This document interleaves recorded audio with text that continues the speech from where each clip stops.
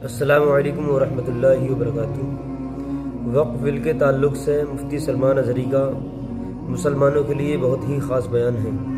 تمام حضرات سے گزارش کرتا ہوں کہ ایک مرتبہ اس ویڈیو کو ضرور سنیں۔ آج جو حالات ہیں، جب کبھی کوئی چیز لٹ جائے تو سارے لوگ سڑکوں پر آ جائیں گے یا پھر کسی نشستگاہ پر بیٹھ کر کے رات بھر میٹنگ کر کے چلے جائیں گے۔ یہ حادثے ہونے کے بعد کے جو حالات ہیں، یہ وہی چیزیں درشا رہی ہیں کہ قوت فکر و عمل فنا ہو گئی ہے۔ قیادت ہمارے ہاں مفقود ہے، کسی ایک قائد کے تحت کوئی ساری قوم آنا نہیں چاہتی۔ آپ کیا سمجھتے ہیں کہ جو ہمارے ساتھ حالات پیش آ رہے ہیں، کبھی مسجدوں کو لے کر، کبھی خانقاہوں کو لے کر، کبھی بزرگوں کے نام کو لے کر، اب ہمارے وقف کی جائیداد کو لے کر، یہ سارے جو معاملات ہیں، یہ اچانک آنے والی چیزیں نہیں ہیں۔ بھانپ لیا گیا ہے تمہاری پوری طبیعت کو، تمہارے مزاج کو، کہ فکر و عمل کی قوت ان کی ختم ہو چکی ہے۔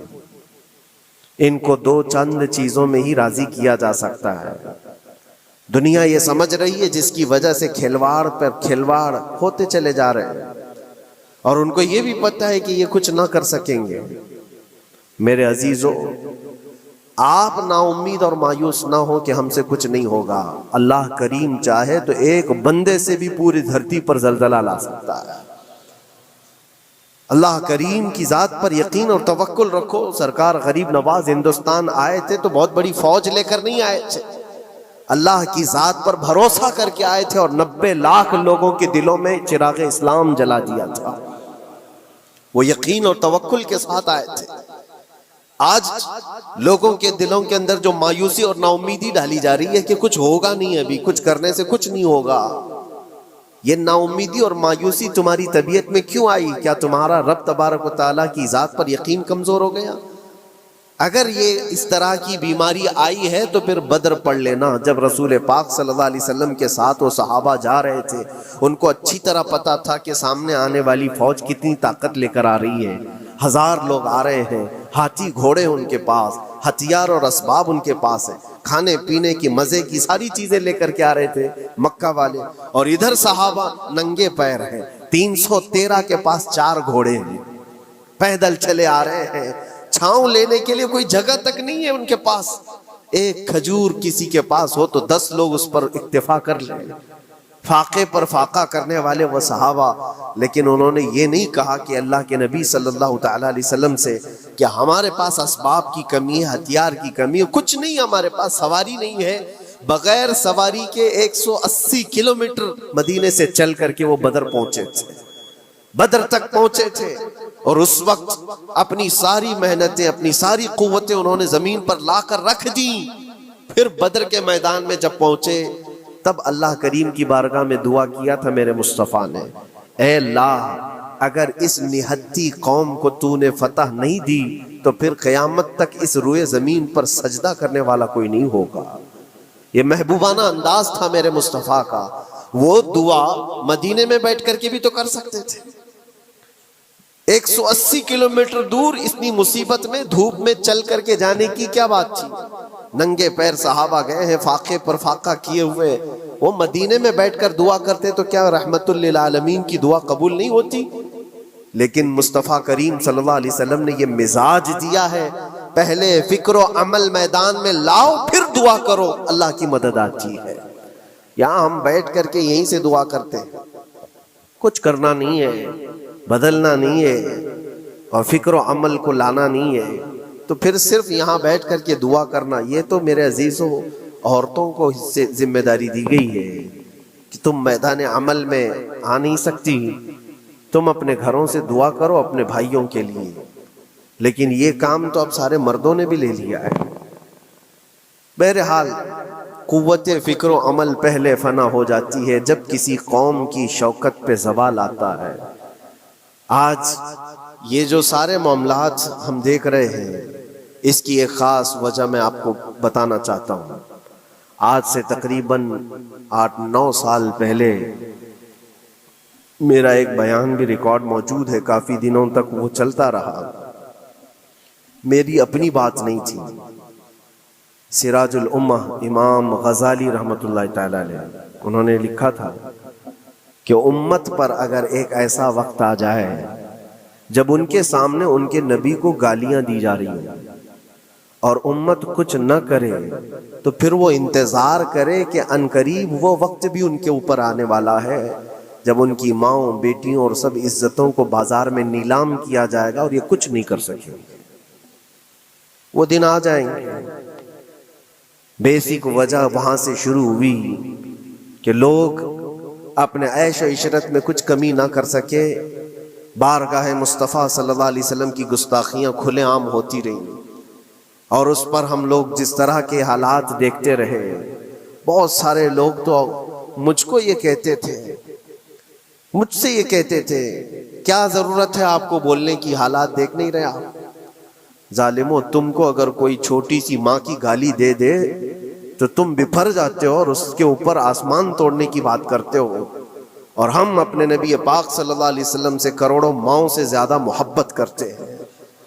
اس رسول پاک صلی اللہ تعالی علیہ وسلم پر کوئی بھونکتا رہے اور اس کا جواب نہ دو، تم یہ کہتے ہو مصلحت ہے، حالات ایسے ہیں، تو پھر اپنا یہ لباس بدل لینا چاہیے، اپنا نام بدل دینا چاہیے۔ پھر اس دائرہ اسلام میں رہ کر کے مطلب کیا ہے؟ اسی لیے اقبال نے 100 سال پہلے ایک مزاج دیا تھا، ایمان ہے کیا چیز، اسلام ہے کیا چیز؟ تم کیا سمجھتے ہو داڑھی ٹوپی اور جبے کبے کا نام اسلام ہے؟ اسلام کیا ہے؟ اقبال نے کہا تھا کہ بارگاہ مصطفیٰ صلی اللہ تعالی علیہ وسلم کے قدموں تک اپنے آپ کو پہنچا دو، یہی دین ہے، یہی دین ہے۔ گر بہو نہ رسیدی تمام ابو لہبیست، اور اگر تم وہاں تک نہیں پہنچ سکے تو زندگی ابو لہب کی طرح ہے۔ دین یہ ہے، آبرو ما زنام مصطفیٰ است، ہم سب کی عزت و آبرو حضور کے نام سے جڑی ہوئی ہے، ان کے نام سے جڑی ہوئی ہے ہماری عزت و آبرو، اور تم اس نام کی حفاظت نہیں کر سکو گے تو آگے یہ سب چیزیں آنے والی ہیں جو آ رہی ہیں۔ آج لوگ آج واویلا مچا رہے ہیں۔ یہ بات یاد رکھنا، شیطان کبھی فجر کی نماز کے لیے اٹھا نہیں سکتا، اور اگر اٹھا رہا ہے تو پھر اس کا کوئی مقصد ہے۔ شیطان اور نماز، آج سختہ ان کے پاس ہے، طاقت ان کے پاس ہے، حکومت ان کے پاس ہے، ڈپارٹمنٹ ان کے پاس ہے، سب کچھ، جوڈیشری، ہر چیز ان کے پاس ہو، وہ کیا کر رہے ہیں اس سے مجھے مطلب نہیں۔ میں آپ سے یہ پوچھنا چاہتا ہوں، مجھے رہزنوں سے غرض نہیں، تیری رہبری کا سوال ہے۔ تم خیر امت ہو، رسول پاک کی امت میں ہو، تمہاری بھومکا جس کو کہا جاتا ہے، تمہاری یہاں پر زندگی کے معاملات یہ بہت زیادہ اہمیت کے حامل ہیں۔ تم کیسے بن سکتے ہو آج؟ اسی لیے قرآن پاک کی آیت میں نے شروع میں تلاوت کی۔ رب ذوالجلال فرماتا ہے ان اللہ لا یغیر ما بقوم حتی یغیروا ما بانفسہم، بے شک اللہ تعالیٰ اس وقت تک کسی قوم کی حالت نہیں بدلتا جب تک وہ قوم خود اپنی حالت بدلنے کی کوشش نہیں کرتی۔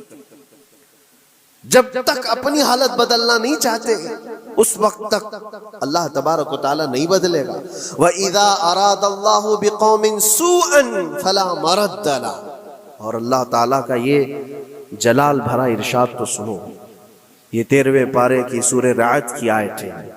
اللہ کریم فرماتا ہے، اور جب اللہ کسی قوم کے ساتھ سختی کا معاملہ کرنا چاہے، پکڑ کرنا چاہے، تو پھر کوئی طاقت اس کو ٹال نہیں سکے گی۔ رب تبارک و تعالیٰ جب کسی قوم پر عذاب لانا چاہے تو کوئی اس کو ٹال نہیں سکے گا۔ تو بدلو، اسی لیے اکثر یہ کہا جاتا، میں تو اپنی تقریروں میں جو چند مجھے چیزیں یاد رہتی ہیں وہ عرض کیے دیتا ہوں، باقی مجھے شعر و شاعری زیادہ یاد نہیں رہتی، لیکن جو دل پہ لگتی ہیں باتیں وہ ذہن میں محفوظ ہو جاتی ہیں۔ کسی شاعر نے کہا تھا، جگہ جگہ کے تھک چکے ہیں تمہیں یہ ہنگامے، نشاط لذت خواب گراں بدل ڈالو۔ کیا مطلب ہے؟ روز ایک ایک ہنگامہ ہوتا ہے، تم کو جگا رہا ہے، اٹھ جا اے مسلمان، اٹھ جا، نشاط لذت خواب گراں بدل ڈالو، لمبی نیند سونے کی جو عادت پڑی ہوئی ہے اس مزے کو بدل ڈالو۔ غلط روی سے منازل کا بعد بڑھتا ہے، مسافروں روش کارواں بدل ڈالو۔ شاعر نے کہا ہے ادھر ادھر کی لے میں چلتے رہو گے تو منزل لمبی ہو جائے گی۔ جس راستے پر تمہیں چلنا ہے اگر بار بار ادھر ادھر مڑتے رہو گے، غلط روی اس کو کہتے ہیں، غلط چلنے سے منازل کا بعد بڑھتا ہے، منزل لمبی ہو جاتی ہے، جہاں پہنچنا تھا وہاں پہنچ ہی نہیں پاؤ گے۔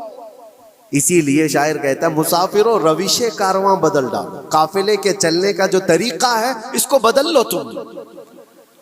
یہ پوری کی پوری بات ہم پر فٹ ہوتی ہے، چلنے کا انداز بدل ڈالو اے نوجوانوں۔ جہاں کسی کے گھر میں آگ لگی ہو، دھواں اٹھ رہا ہو، اور اگر کوئی نوجوان اندر بیٹھ کر کے یہ کہتا ہو کہ یہ ساون کا موسم ہے یا پھر یہ ابر رحمت ہے، تو اس کی سوچ پر ہم کیا کہیں؟